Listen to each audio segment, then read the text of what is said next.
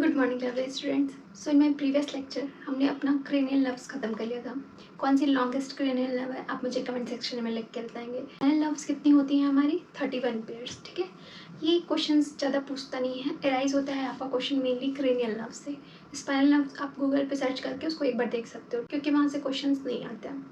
कितने पेयर होते हैं ये आपको जरूर जानना चाहिए। 31 pairs spinal nerve in your body present होते हैं। ठीक है, अब देखिए हम पढ़ेंगे रिफ्लेक्स एक्शन के बारे में। रिफ्लेक्स एक्शन जो होता है मेनली शो होता है स्पाइनल कॉर्ड के थ्रू। किसका पार्ट है spinal cord? It is part of CNS. Brain and spinal cord किसका पार्ट है? सीएनएस का है, सेंट्रल नर्वस सिस्टम का है। तो अभी हम सेंट्रल नर्वस सिस्टम में स्पाइनल कॉर्ड जो रिफ्लेक्स एक्शन जनरेट करती है उसके बारे में पढ़ेंगे। देखिए, जो रिफ्लेक्स एक्शन उसको किसने डिस्कवर किया था? मार्शल हॉल, ये साइंटिस्ट का नाम है। तो ये क्वेश्चन बहुत पूछ देता है, तो उसको आप लोग नोट डाउन कर लीजिए कि किसने डिस्कवर किया था। अब मैं आपको ओरली बता दे रही हूँ, समझा रही हूँ, ध्यान से समझिएगा कि एक्चुअली होता क्या है। फिर मैं आपको डायग्राम पे आती हूँ कि मान लीजिए आपने किसी हॉट ऑब्जेक्ट को छुआ या महसूस हो रहा है कि आप उसको छूने जा रहे हो, तो आप इमीडिएट एक्शन क्या लोगे? वहाँ पे अपना हैंड वहाँ से हटाओगे, अपना फिंगर वहाँ से हटाओगे तुरंत। तो ये जो एक्शन आप इमीडिएट एक्शन लेते हो ना, वो किसके थ्रू जनरेट होता है? स्पाइनल कॉर्ड के through. I hope you understand what I am saying कि जब भी आप कोई हॉट ऑब्जेक्ट छूते हो, ठीक है, या छूने की कोशिश करते हो, या आप किसी ने आपका हॉट ऑब्जेक्ट से टच करवा दिया हैंड, तो उस टाइम पे आप तुरंत एक्शन क्या लोगे? हटाओगे वहाँ से। तो ये जो हटाने की प्रोसेस हो रही है वहाँ से तुरंत, उसी को हम कहते हैं रिफ्लेक्स एक्शन, एकदम ईजी वे में। ठीक है, तो ऐसे ही एक एक्सपेरिमेंट किया था इवान पावलोव, नाम है उनका, इवान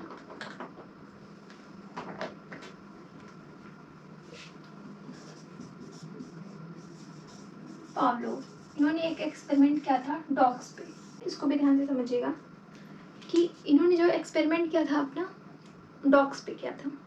उन्होंने क्या किया था कि डॉग्स के लिए रोज़ वो खाना देते थे, लेकिन खाना देते टाइम हमेशा बेल बजाते थे।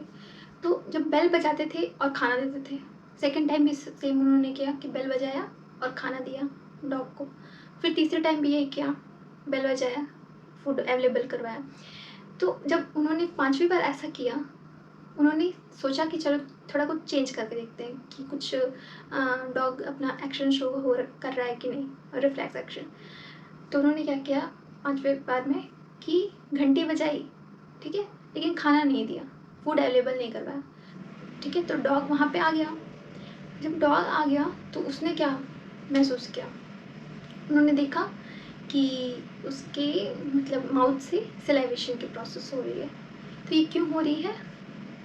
क्योंकि वो बेल बजा रहे थे और वो कुत्ता जो था आपका, डॉग जो था, वो कंडीशनड हो गया था कि बेल बजेगा तो आपका फूड अवेलेबल हो जाएगा, बेल बजेगी तो फूड अवेलेबल हो जाएगा। तो इसलिए वो उसके माउथ में सलाइवा आ गई। तो इसी को कहते हैं हम क्या? Conditioned reflex. Conditioned reflex, this is the topic of psychology I think. ठीक है, साइकोलॉजी में आप लोगों ने पढ़ा होगा, कुछ लोगों ने, is related with spinal cord. तो मैंने आपको यहाँ पे बता दिया कंडीशन रिफ्लेक्स। ठीक है, तो ये जो होती है process condition reflex is related with brain also, not only spinal cord. तो ये बहुत इंपॉर्टेंट है। कंडीशन रिफ्लेक्स को किसने दिया था, या इसी को आप कहते हो क्योंकि ये बेल और रिंग से रिलेटेड है ना, तो बेल रिंग एक्सपेरिमेंट भी कहते हैं इनको, bell ring experiment. Okay, note down कर लीजिए। देखिए, ठीक है, so this is very very important कि किसने रिंगिंग बेल एक्सपेरिमेंट भी कहते हैं, बेल रिंग एक्सपेरिमेंट भी कहते हैं, जो भी आप कहना चाहो। अब देखिए, रिफ्लेक्स एक्शन जो होती है ना, वो दो टाइप की होती है, एक क्रेनियल और एक स्पाइनल रिफ्लेक्स एक्शन। क्रेनियल जो होती है, और सबको पता है क्रेनियम ब्रेन का पोर्शन है, तो ब्रेन से जनरेट होगी ये एक्शन। किससे जनरेट होगी? ब्रेन से। ठीक है, जो वाटरिंग ऑफ माउथ होती है, वही मैंने बताया कि not only dependent on spinal cord, it is also dependent on brain. तो watering of mouth due to smell और साइट, मतलब आप किसी फूड को देखते हो या उसकी स्मेल को महसूस करते हो, तो आपके माउथ में सलाइवेशन की जो प्रोसेस होती है वो ब्रेन जनरेट करता है वो एक्शन। ठीक है, देखिए अब ये जो प्रोसेस होती है ना, स्लो होती है बहुत, जो क्रेनियल एक्शन की प्रोसेस है, जो क्रेनियल एक्शन प्रमोट करेगा, वो क्या होती है, स्लो होती है। इसीलिए जो भी रिफ्लेक्स एक्शन है, मैक्सिमम रिफ्लेक्स एक्शन जो जनरेट होते हैं वो स्पाइनल कॉर्ड से होते हैं, क्योंकि ये फास्ट जनरेट होते हैं, ये फास्ट प्रोसेस जनरेट करते हैं। Okay, I hope you understand what I am saying. अब देखिए, यही मैंने डायग्राम बना रखा है, जो रिफ्लेक्स एक्शन शो करता है आपका स्पाइनल कॉर्ड, उसी को हम कहते हैं रिफ्लेक्स आर्क। क्या कहते हैं? Reflex arc.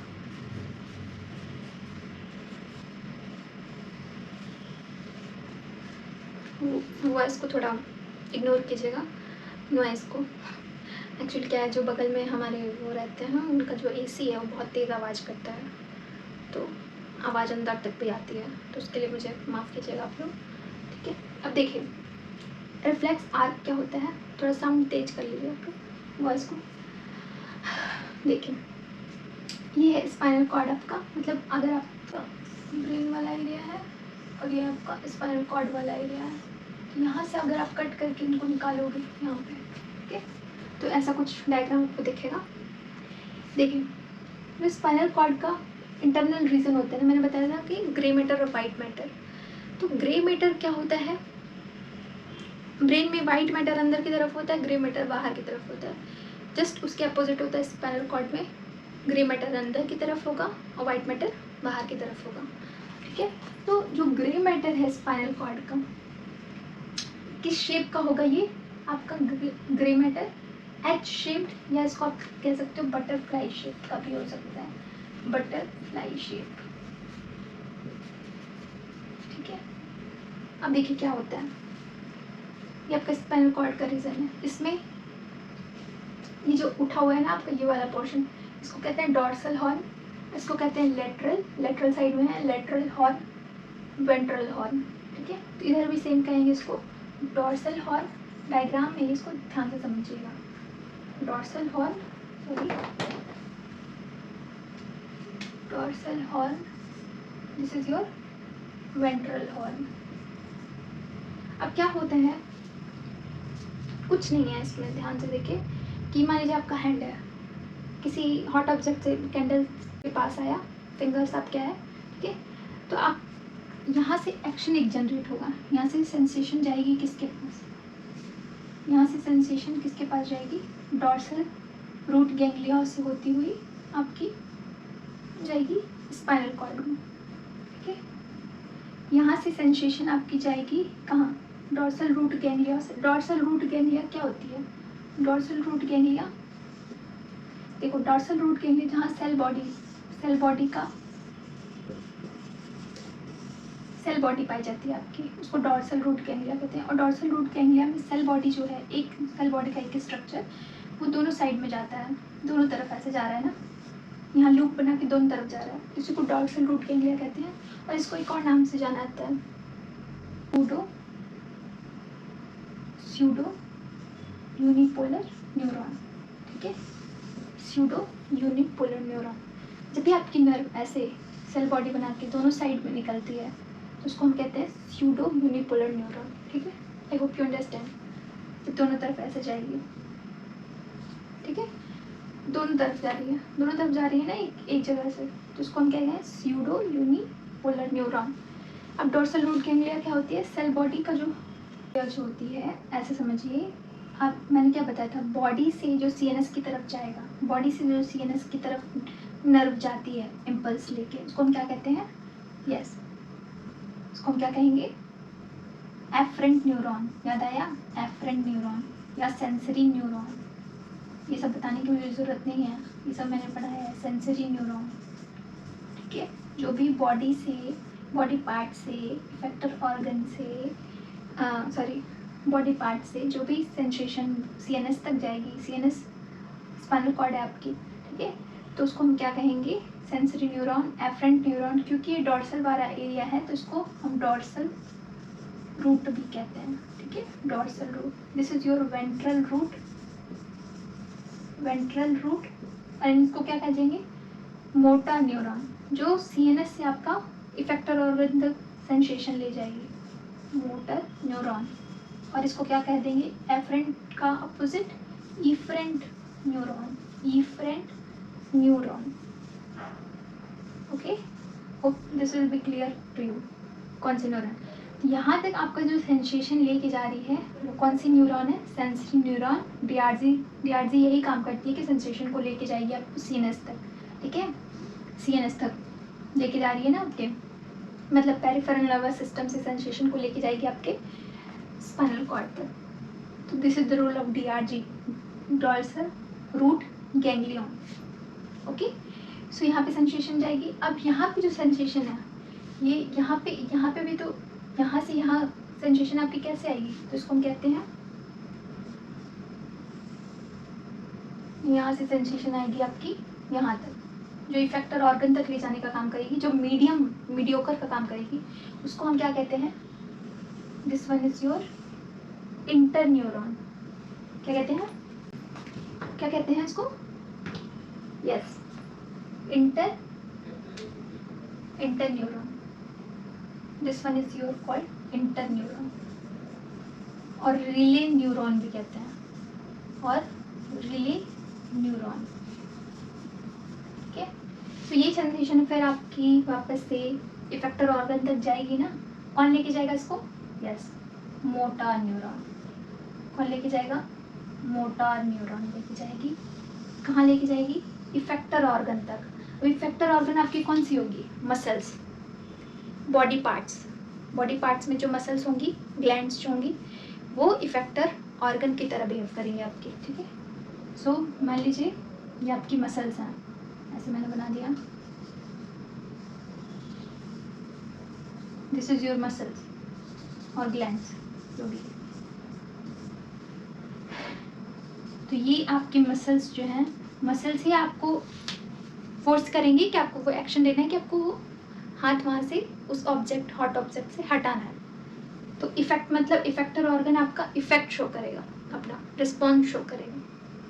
ठीक है, so this is all about your reflex action. I hope you understand कि एक्चुअली हो क्या रहा है यहाँ पे। फिर से देखिए, जब भी आप कोई हैंड अपना किसी हॉट ऑब्जेक्ट के पास ले जाते हो, तो वो जो आप रिफ्लेक्स एक्शन, वो आपको लग रहा है कि ऐसे तुरंत आप कर रहे हो, तो वो जो प्रोसेस हो रही है ना आपकी बॉडी में इंटरनली स्पाइनल कॉर्ड से, वो ये हो रही है कि सेंसेशन आपकी तुरंत, सोचिए कितने सेकंड में ये वर्क होता होगा,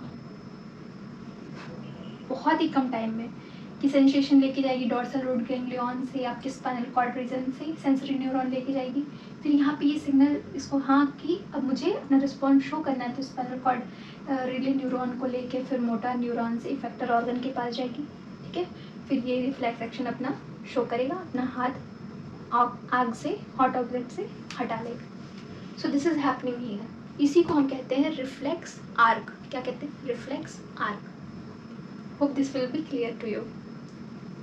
अब आप डायग्राम बना लीजिए, थोड़ा अच्छे से बनाइएगा, थोड़ा मैंने घच-पच कर दिया है, लेकिन फिर भी आप अच्छे से बना लीजिए, फिर हम नेक्स्ट चलते हैं।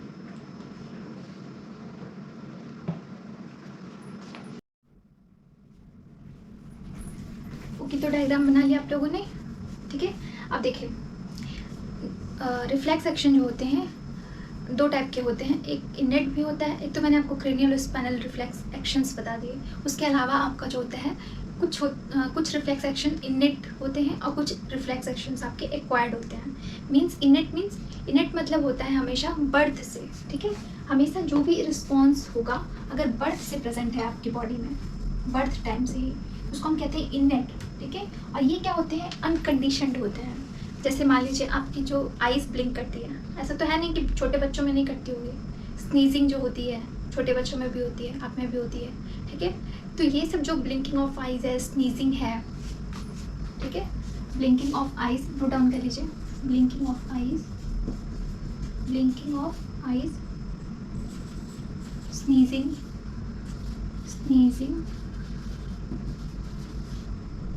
और ये क्या कहते हैं, प्यूपिल डायलेशन जो है आपकी।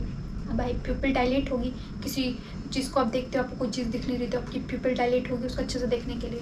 तो ये रिफ्लेक्स एक्शन जो हैं वो आपकी इनेट में आती हैं। प्यूपिल डायलेशन,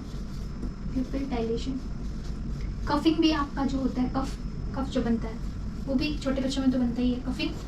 ये भी क्या है, आपका एक इनेट रिफ्लेक्स एक्शन है। ठीक है। और ये क्या हो जाएगा, अनकंडीशनड है भाई, इसका कोई कंडीशन नहीं है आपकी बॉडी में कि नहीं नहीं होना है, कभी भी हो सकता है आपको, ठीक है। तो ये बर्थ से प्रेजेंट है। एक्वायर्ड मतलब जो आप लाइफ टाइम जो आप अपना बिता रहे हो, ठीक है, लाइफ टाइम जो अपना बता रहे हो, उस टाइम पे जो आप कुछ चीज़ सीखते हो, मान लीजिए आप वायलिन बजाना सीख लिए, ठीक है, वायलिन बजाना सीख लिए या गिटार बजाना सीख लिए, तो ये सब क्या आ जाएगा आपका, प्लेइंग इंस्ट्रूमेंट लिख लीजिए, playing instrument, playing instrument, instrument या म्यूजिकल भी लिख सकते हैं, प्लेइंग इंस्ट्रूमेंट या म्यूजिकल इंस्ट्रूमेंट। जो ये टाइप राइटिंग का वर्क है, टाइप राइटिंग, ये सब आपका क्या आ जाएगा, राइडिंग बाइसिकल, भाई ये सब, मेकिंग पेंटिंग्स, मतलब जो भी आप लाइफ टाइम अपने सीखते हो वो आप कभी भी भूल भी सकते हो, ऐसा नहीं है कि वो आपको हमेशा याद ही रहेगा, ठीक है। तो depend on your spinal cord reflex actions, ठीक है।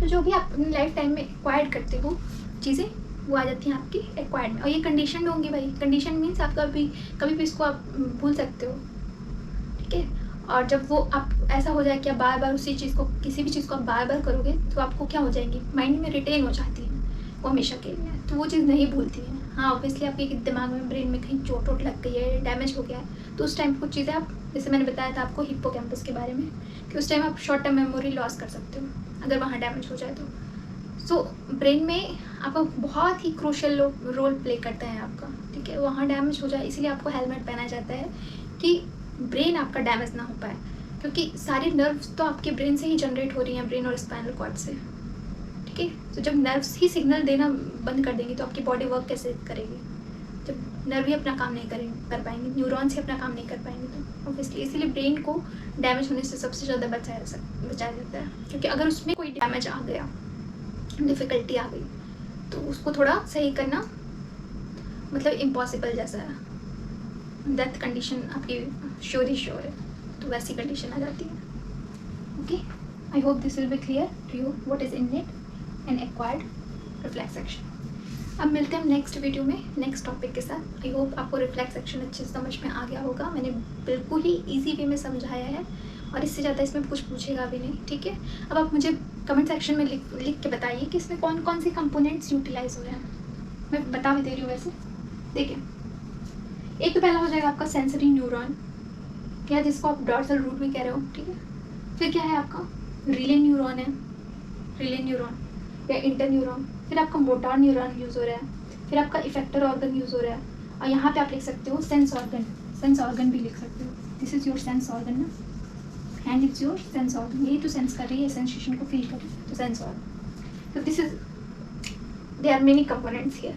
तो मुझे कमेंट सेक्शन में लिख के बताइए कि कौन कौन से यहाँ पे कंपोनेंट्स यूज़ हो रहे हैं इस रिफ्लेक्स एक्शन को जनरेट करने के लिए। मिलते हैं नेक्स्ट वीडियो में, थैंक यू।